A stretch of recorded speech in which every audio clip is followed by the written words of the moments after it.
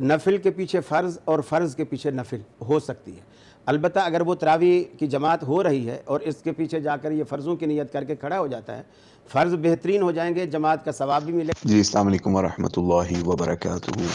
آپ نے ایک سوال یہاں پہ شیئر کیا ہے اور جس کے اندر آپ نے سعودی فتاوی کمیٹی کا فتویٰ بھی، مجموعہ فتاوی ابن باز سے بھی، رحمہ اللہ سے بھی شیئر کیا ہے کہ اگر کسی کی نماز سے عشاء کی جماعت مس ہو جائے نا، تو وہ اکیلے پڑھنے کی بجائے امام جو تراویح کرا رہا ہو نا اس کے ساتھ شریک ہو جائے اور بعد میں اپنی نماز پوری کر لیں۔ تو یہ فتویٰ شیئر کیا ہے۔ باقی اس فتوے کے حوالے سے آپ نے تو مفتیان کی رائے مانگی ہے، لیکن بہرحال ہم تو کوئی ایسے مفتی نہیں ہیں، لیکن آپ کو کچھ اس کے بارے میں حقائق اور جو فتوے کی حقیقت ہے اور جو پریکٹیکلی دنیا کے اندر ہو رہا ہے اس کے حوالے سے کچھ گزارشات کرنا چاہیں گے۔ ایک تو یہ کہ جو اہل حدیث حضرات کی اکثریت اس وقت دنیا کے اندر ہے اس میں یہ فتویٰ چلتا ہے اور وہ دیتے بھی ہیں کہ جناب امام طاؤس تھے مصنف عبدالرزاق کے اندر یا کسی اور تابعین یا صحابہ کے آثار والی کتابوں کے اندر سے وہ امام طاؤس کا حوالہ بھی دیتے ہیں۔ کچھ لوگ جو ہیں امام نووی کے قول کا بھی حوالہ دیتے ہیں کہ جناب ان لوگوں کے اقوال کے مطابق یا افکار کے مطابق اس کا جواز مل جاتا ہے۔ تو یہ تو ہو گیا ان کے فتوے کا جواز جو اہل حدیث حضرات دیتے ہیں اور وہ اس کے قائل بھی ہیں۔ لیکن جو اب احناف کی طرف چلے جائیں، احناف جو ہیں اس کے اندر جو ہے ان کے فتاوی جتنے بھی پرانے ہیں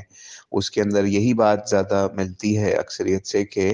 امام کی اور جو مقتدی ہے ان دونوں کی چونکہ ایک ہونی چاہیے نیت، ایک ہی نماز کی نیت ہونی چاہیے، تو اس لیے یہ چیز غلط ہے اگر کوئی ایسا کرتا ہے کہ امام کی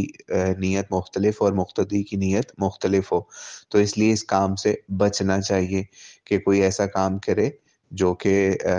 جس میں امام کی نیت مقتدی کی نیت سے مختلف ہو۔ تو اس لیے قیام اللیل کے اندر یا تراویح کے ساتھ عشاء کی نماز کو مکس کر کے اس طریقے سے نہیں پڑھنا چاہیے، ٹھیک ہے۔ تو یہ تو ان کا فتویٰ ہو گیا جو احناف ہیں۔ اب اس میں سے ٹھیک کون ہے یا پھر معاملہ کس کی طرف زیادہ صحیح جاتا ہے؟ اب ہمیں یہ چیز دیکھنی پڑے گی کہ کیا نبی علیہ الصلوۃ والسلام نے یہ کام کروایا صحابہ سے یا انہوں نے کیا ایسا؟ اب ہمیں تو کوئی ایسا کوئی صحابہ کا اثر یا پھر نبی علیہ الصلوۃ والسلام کا کوئی قول یا فعل اس حوالے سے نہیں ملتا، چونکہ اس وقت جو ہے وہ فرض نماز کی اہمیت زیادہ ہوتی تھی بجائے اس کے کہ نفلی نمازوں کے یعنی تراویح کے۔ اور ہم نے یہ پرسنلی میں خود بھی یہ کام کرتا رہا ہوں اہل حدیث مساجد کے اندر، میں نے خود ایسا کیا ہے، اللہ تعالیٰ ہمیں اس چیز سے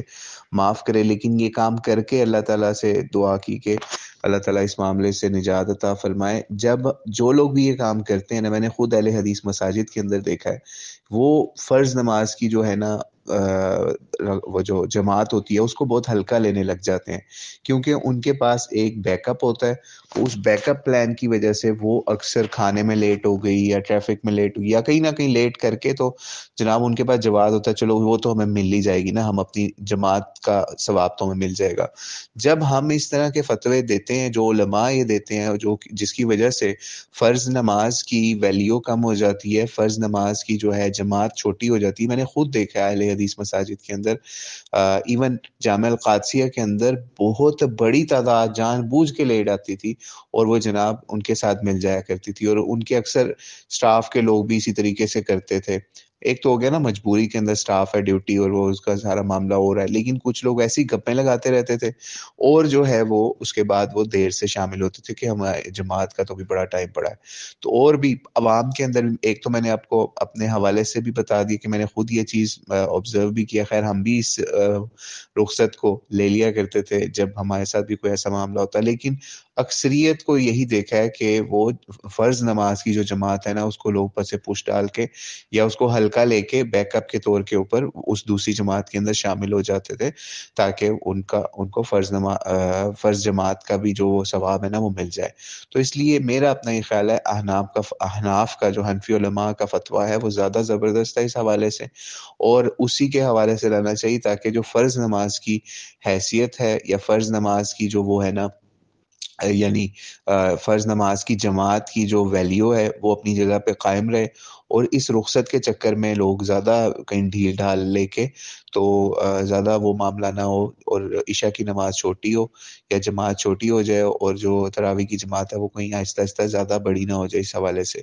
تو بہرحال اس پہ ایکسپیرینس میں نے آپ کو شیئر کر دیا ہے. فتوے دونوں سامنے، لیکن ہمارے نزدیک جو ہے احناف کا فتویٰ اس کے اوپر زیادہ زبردست ہے، کیونکہ اس میں دیکھیں بدعت میں بھی جانے کا خطرہ ہوتا ہے، اور بدعت جو ہے نا وہ بانج نہیں ہوتی. یعنی اگر تابعین سے آپ کو فتوے مل جاتے ہیں اس حوالے سے، لیکن آپ کو نبی صلی اللہ علیہ وسلم کی طرف دیکھیں تو ہمیں ایسا معاملہ یا نہیں ملتا. ٹھیک ہے، ہاں یہ ضرور ہے اگر کوئی قیاس کر لیتا ہے کہ جناب فلاں صحابی نے فلاں محلے کے اندر اپنی نماز پڑھ کے دوسری جگہ بھی نماز پڑھانے جان گئے اور یہ اس طرح کا معاملہ، ان معاملوں کے اوپر اس پہ قیاس نہیں کیا جا سکتا. لوگ کرتے ہیں اس حوالے سے بھی،